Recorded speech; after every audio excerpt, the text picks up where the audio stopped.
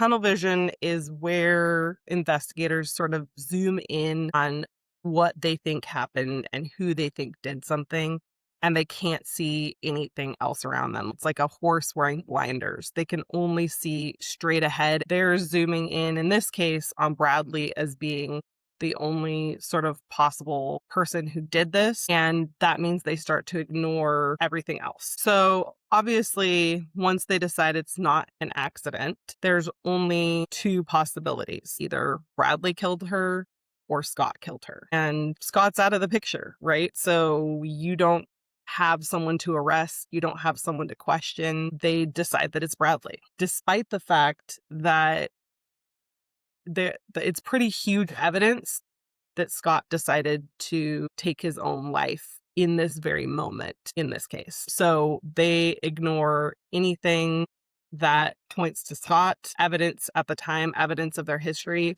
and they just hone in on Bradley. Yeah. So he tells Bradley that he loves him.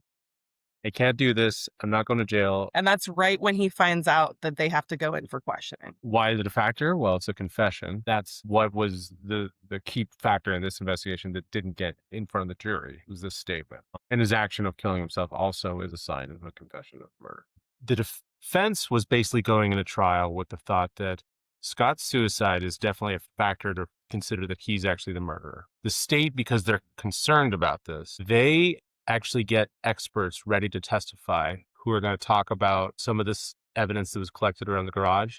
It was very kind of questionable evidence. So then the defense is worried that now all of a sudden the state's going to argue that Brad actually killed his dad too. So the defense files a motion prior to trial to ask the judge, we're doing one trial that's about who killed Amanda. It's not about who killed Scott. We already know Scott committed suicide, but the state wants to argue everything. And the state's response is, well, Judge, what we're worried about is that the defense is going to argue that the fact that Scott killed himself means that Scott also killed Amanda. And the defense is like, well, yeah, that is what we're going to argue. But the judge comes down and gives kind of a weird ruling. He tells the state, look, we're not going to have any discussion about whether Brad killed Scott or not. Scott killed himself. As far as we know, that's the ruling.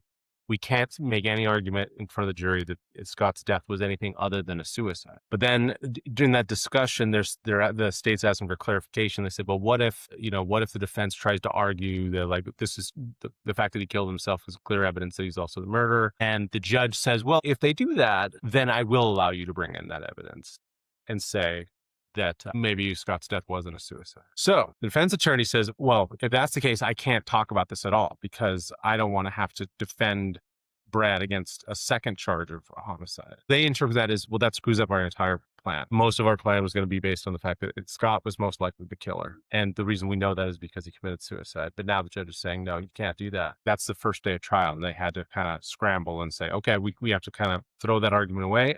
We have to focus on the fact that our argument now is that this was completely an accident. Amanda fell down the stairs. So that's the prejudice here.